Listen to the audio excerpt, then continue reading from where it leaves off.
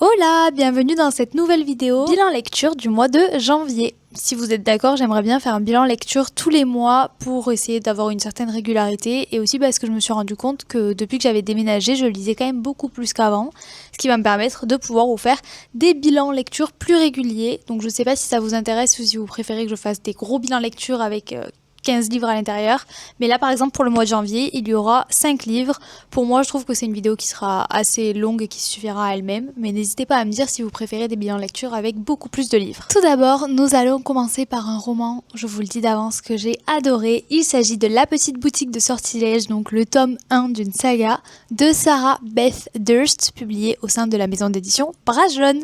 Je sais pas qui est le traducteur ou la traductrice d'ailleurs. Il est traduit de l'anglais par Clémentine Curie. J'ai vu passer pas mal d'informations là en fin d'année dernière, début d'année, disant que il y avait pas mal de maisons d'édition qui comptaient réduire leur nombre de traducteurs, voire annuler, carrément supprimer les postes de traducteurs pour remplacer par de l'IA. Et je voulais faire ma petite intervention en disant que c'était, selon moi, pas bien et qu'il fallait continuer de garder les traducteurs et traductrices. Donc je vais essayer pour les romans qui sont justement traduits de l'anglais, américain, autre, n'importe, de vous dire à chaque fois les traducteurs, traductrices, parce que pour les mettre en visibilité, parce que je trouve que c'est très important. Donc ici, nous avons Clémentine Curie en tant que traductrice. J'ai beaucoup aimé ce roman. Je pense que je lui mettrai une note de 4 sur 5. J'aime pas trop noter les romans, je vous l'avais déjà dit, surtout parce que je trouve que les notes bougent au fil du temps et en fonction des lectures. C'est aussi en fonction de nos envies aussi. Par exemple, là, j'avais envie d'une cosy fantasy, donc forcément, j'étais plus amène de lire une cosy fantasy. Alors qu'il y a 4 ou 5 mois, s'il faut, j'aurais pas du tout aimé parce que je m'attendais juste pas à lire une cosy fantasy. Bref, voilà. Mais pour vous donner un ordre d'idée, ici, je pense que je lui mettrai la note de 4 sur 5, alors que je vous dis que je l'ai vraiment beaucoup aimé. Mais je lui donne la note de 4 sur 5 parce que j'ai trouvé que le début était un petit peu long. Pour vous faire l'historique de ma lecture de ce roman, je l'ai commencé en octobre. Et en fait, j'étais pas du tout dans l'optique de lire une cosy fantasy à ce moment-là. Je savais pas trop à quoi m'attendre. Et donc, du coup, j'avais pas spécialement envie. J'étais plus dans la romance à ce moment-là.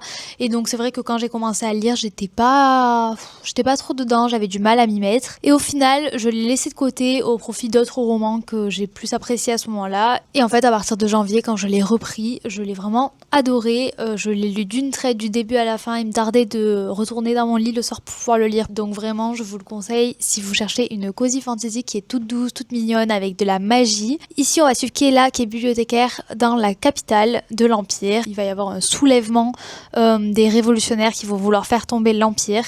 Et donc, Kayla va se sauver parce qu'elle ne veut pas brûler dans cet immense incendie. Elle est spécialisée dans l'aile des livres magiques de l'Empire, sachant que la magie est réservée à certaines classes de mages et donc la population n'a pas accès au reste de la magie. Donc elle, son rôle était vraiment de garder les livres magiques. Et au moment de l'incendie, elle qui est fan de livres forcément en tant que bibliothécaire, elle se dit que ce serait trop dommage de partir sans les livres. Et donc avec son assistant, qui est une plante araignée qui s'appelle Kaz et qui est trop bien, j'aime trop son assistant, ils vont décider d'embarquer dans un bateau qu'ils vont voler de la bibliothèque pour se sauver et ils vont prendre des caisses de livres avec eux. Ils prennent un peu des livres au hasard dans les rayons de magie. Elle va monter sur un bateau et elle va partir très loin sur une île et le destin va faire qu'elle va retourner sur l'île de son enfance pour pouvoir se reconstruire une vie, bref. J'ai trop aimé. Vraiment, les paysages ils sont magnifiques, ça donne trop envie d'être sur cette île. Mais c'est vrai qu'au début, il faut s'attendre à ce que ce soit peut-être légèrement long et c'est pour ça aussi que j'ai mis 4 sur 5. Par contre, je dirais à partir du premier tiers peut-être du roman, premier quart, il se passe des choses et c'est vraiment hyper intéressant et j'ai vraiment eu peur pour elle. Du coup, il me tardait de savoir la suite et de savoir comment elle allait s'en sortir, etc. Et il va y avoir aussi une petite romance. Mais ça prend clairement pas du tout toute la place dans le roman. C'est vraiment, je pense, passer au second, voire au troisième plan, quoi. Vraiment, c'est pas une cosy romantasy, c'est vraiment cosy fantasy. J'ai trop aimé, donc je vous la conseille vivement, sachant que là, le tome 2 vient de sortir, je vous l'ai dit dans la vidéo précédente sur les sorties littéraires, donc il me tarde de lire la suite de cette petite aventure. Roman suivant, il s'agit d'une romance de Noël. Le Pacte de Noël d'Erin Graham, publié au sein de la maison d'édition Addictive. Pour celui-ci, je l'ai bien aimé. J'avais un peu peur avec le pitch de départ parce qu'il s'agit d'une relation employeur-employé. Et en fait, je me suis dit, c'est un roman de Noël, j'ai envie de lire quelque chose autour de Noël, on va tenter. Et au final, je l'ai beaucoup aimé. Ici, on va suivre Valentine qui est employée en sorte de freelance. Bref, dans une entreprise de publicité. Et en face, on a Antoine qui est américain et qui est le fils du grand patron de cette société qui est aussi américain. Il va venir en France pour gérer la société qui est basée en France à Grenoble de mémoire, ou en tout cas dans les Alpes. Et donc du coup, il va passer Noël tout seul en France, vs Valentine qui est aussi toute seule en France. Particularité de Valentine, c'est que pendant cette période-là, elle est toute seule, mais plus pour très longtemps, puisqu'en fait, elle est enceinte, mais elle a décidé d'être maman solo. Petit bémol, c'est qu'elle a menti à toute sa famille en disant qu'il y avait bien un père dans l'équation alors qu'il n'y a pas du tout de père, mais parce qu'elle sait que ses parents sinon vont être derrière elle tout le temps et elle tient à son indépendance, donc elle a décidé de leur mentir. Petite coïncidence, il s'avère qu'en fait Antoine va devoir jouer le rôle du père du fameux Malo qui est l'enfant de Valentine. Si vous lisez encore des romances de Noël à cette période, sachez que c'est une romance de Noël qui est très drôle, il y a pas mal de quiproquos, en même temps on est bien dans l'ambiance de Noël puisqu'on va être dans les Alpes françaises, dans un chalet qui a l'air magnifique, et j'ai beaucoup aimé aussi les thèmes en dehors de la romance de Noël, puisqu'ici on va aborder dépression postpartum, voir son corps qui change pendant une grossesse et surtout après la grossesse, devoir élever son enfant seul. Bref, il y a pas mal de thèmes qui sont pour moi très importants qui ont été abordés et je trouve que ce sont des thèmes qu'on retrouve trop peu dans la littérature. J'avais déjà lu un roman à ce sujet mais c'était il y a très longtemps. Je vous laisse découvrir, mais en tout cas j'ai beaucoup aimé. Roman suivant, nous avons encore une petite romance de Noël. Ici, il s'agit de 25 jours pour te faire fondre à Noël de Manon Lécuyer, publié au sein de la maison d'édition J'ai lu. Je l'ai beaucoup aimé celui-ci. Là pour le coup, ça fait vraiment ambiance de Noël. C'est très drôle également. J'aime beaucoup tout ce qui est comique autour des romances de Noël, sinon j'avoue je m'embête un peu. Et là j'ai trouvé que c'était très comique aussi. On va retrouver Elsa et Gabriel qui sont tous les deux témoins de leurs meilleurs amis qui sont fiancés. Et donc ils vont se retrouver pendant 25 jours dans un chalet payé par les mariés puisqu'ils vont aider tous les deux à l'organisation du mariage. Les deux ne se connaissaient pas, Elsa est la meilleure amie de la fiancée et Gabriel est le cousin du fiancé de mémoire. Donc les deux ne se connaissaient pas et les deux vont devoir apprendre à cohabiter ensemble pendant ces 25 jours sur le lieu du mariage. Elsa évidemment est le Grinch de Noël, Gabriel qui adore Noël. Donc pour le coup c'est cool, je trouve que les personnages soient assez inversés. Généralement c'est l'homme qui aime pas Noël et la femme qui adore Noël, bref. Là j'ai beaucoup aimé le fait que ce soit inversé. Elsa est écrivaine et elle a le syndrome de la page blanche alors qu'elle doit rendre son manuscrit je crois le 24 décembre. Donc elle est vraiment très embêtée et elle se dit qu'une petite pause au calme dans un chalet reculé à la montagne lui fera le plus grand bien pour réécrire. Tandis que Gabriel, lui, a eu un problème avec sa boutique de fleurs puisqu'il est fleuriste et il y a un énorme dégât des eaux qui fait qu'il va être obligé de fermer juste avant les fêtes de Noël. J'ai vraiment beaucoup aimé parce que Gabriel ici va tout faire pour que Elsa aime Noël de nouveau et donc c'était hyper cool parce qu'ils vont faire plein d'activités ensemble. Elsa va beaucoup aller écrire dans un café du coin et donc on va connaître un petit peu les personnages du coin. C'est un peu small town parce qu'on va aussi connaître tous les petites personnes qui gèrent les chalets par exemple dans lesquels ils vivent. J'ai beaucoup aimé aussi parce que c'était assez surprenant. Je trouve qu'on s'attendait pas du tout à voir la fin venir, je ne vous dis rien, mais rien que pour la fin, je trouve que ce roman vaut le détour. Roman suivant, il s'agit d'un Twisted Tale. Je vous avais déjà expliqué dans une autre vidéo ce qu'était un Twisted Tale. Il s'agit d'une réécriture d'un conte connu, par exemple Cendrillon, Réponse et autres. Et ici, nous avons la réécriture du conte de Cendrillon, publié au sein de la maison d'édition Hachette Heroes par Elisabeth Lim et traduit par Laurent Lager en français puisque ça a été écrit en anglais. Oser ses rêves, la réécriture du conte de Cendrillon. J'ai vraiment trop aimé ce roman. La théorie de base, l'hypothèse de base on va dire, c'est et si Cendrillon n'avait jamais essayé la pantoufle de verre. Donc pour vous expliquer globalement le pitch, on va suivre Cendrillon qui a vraiment, comme dans le conte classique, une vie horrible avec sa belle-mère et ses deux demi-sœurs. Son père est décédé, c'est vraiment le même pitch de départ. Dans le royaume dans lequel elle habite, le roi va organiser un bal. Elle va décider d'y aller avec l'aide de Marraine la Bonne Fée. Elle va assister au bal, elle va devoir partir à minuit comme dans le conte classique et elle va perdre une pantoufle de verre. Quand elle va rentrer chez elle, elle va de nouveau devenir la domestique de sa maison.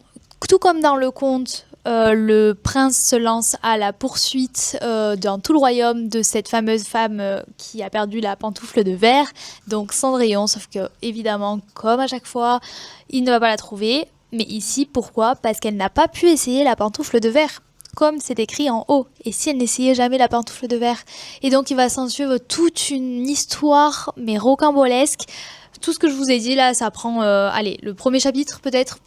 Premier chapitre, deuxième chapitre, je sais pas. Et tout le reste ensuite, c'est à partir du moment où elle a pas essayé la pantoufle de verre, qu'est-ce qui se passe, comment elle va faire pour déclarer son amour au prince. C'était vraiment fou, j'avais pas du tout vu venir l'histoire et comment ça allait tourner et la réécriture. J'ai trouvé vraiment hyper intéressant et ça me rappelait vraiment beaucoup de récits qui se déroulent autour de la royauté, parce que là on va vraiment voir les dessous de la royauté, on va voir les dessous du château. Je vous laisse découvrir, mais j'ai vraiment trop aimé cette réécriture de conte, donc ce Twisted Tale. Dernier roman de cette vidéo, il s'agit de Santa Cruz de Flora Peoni, publié au sein de la maison d'édition Plume du Web. J'ai eu du mal à le terminer, j'avais vraiment l'impression que j'allais le DNF, donc l'abandonner. Au final, je l'ai terminé, mais j'ai vraiment eu du mal à le terminer. Je vais vous expliquer pourquoi. Je trouve que le pitch de départ est vraiment très intéressant, mais la manière dont c'est abordé, j'ai un peu de mal. Donc pour le pitch de départ, on va suivre 3 prisonniers avec de lourdes peines qui, pour bonne conduite, ont eu l'autorisation de sortir et de réintégrer la société. Mais pour leur permettre de mieux réintégrer la société, ils vont passer 1 mois à bord de la croisière Santa Cruz, qui est une croisière spécialisée dans tout ce qui est autour de Noël, pour pouvoir visiter des lieux, mais surtout se réhabituer à être entouré de personnes, à la sociabilisation, etc. J'ai trouvé que l'idée de départ était vraiment très bien, de pas rejeter les prisonniers comme ça directement dans la nature, mais d'essayer de les aider. Et en face, on va avoir Alexis, qui est une jeune femme qui travaille chaque année dans le vignoble de ses parents en tant que conseillère d'achat, je crois, quelque chose comme ça. Pendant 1 mois, tous les ans, elle décide de faire cette croisière et d'être employée à bord de cette croisière pour pouvoir préparer plein d'activités de Noël pour tous les croisiéristes. Chaque année, il y a également sa grand-mère et la meilleure amie de sa grand-mère qui viennent avec elle sur cette croisière, et c'est vraiment ces moments de bonheur. Elle adore cette croisière. J'ai beaucoup aimé le pitch de départ. Par contre, ce que j'ai moins aimé, c'est qu'à chaque page, limite, il y avait des scènes de smut. C'était vraiment des scènes explicites partout, tout le temps. Un tiers du roman, peut-être, c'est le moment où on pose le contexte, où il n'y a pas de scène de smut, parce que on voit Alexis, on voit son quotidien. Ensuite, on voit un petit peu les prisonniers apparaître, etc. À partir du premier tiers, on voit bien que le prisonnier aime bien, un des prisonniers aime bien Alexis, que Alexis elle aime bien un des prisonniers, que les descriptions physiques commencent à être de plus en plus présentes, et au bout d'un moment ils vont se rapprocher. Le rapprochement se fait quand même, je trouve, assez vite, et ensuite là vraiment il y a que des scènes de smut tout le temps, quoi. Il y a plus d'histoire de fond, je trouve.